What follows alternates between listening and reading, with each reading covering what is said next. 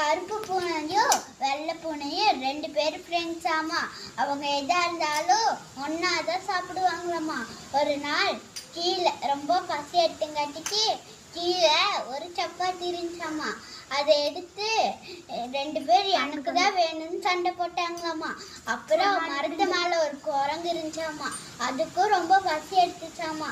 அதனால அந்த குரங்கிட்ட போய் எங்க 2 பேர்த்துக்கும் பாதி பாதி பண்ணிட்டா அப்படின்னு சொல்லிச்சாமா. அதுல பாதியா பிச்சங்காட்டிக்கு ஒரு இது பெருசா ஒரு இது சின்னதா வந்துச்சாமா. கருப்பு பூனை எனக்கு தான் பெருசுன்னு 2 பேர் சண்டை போட்டாங்கம்மா. மறுபடியும் ஒரு கடி கடிச்சிட்டாமா. அதனால அதே மாதிரி ஆச்சாமா. ஒன்று சின்னதா ஒன்று பெருசா போச்சாமா. அப்படியே ஆயிட்டு இருந்தங்காட்டிக்கு 2த்தையும் அதே சாப்பிட்டுச்சாமா. அவ்வளோதான் அதோட கருத்து. இனி எதா இருந்தாலும் 2 பேர் ஒன்னா சாப்பிடணும். நன்றி வணக்கம். நன்றி வணக்கம் எப்படியா சொல்லுவாங்க?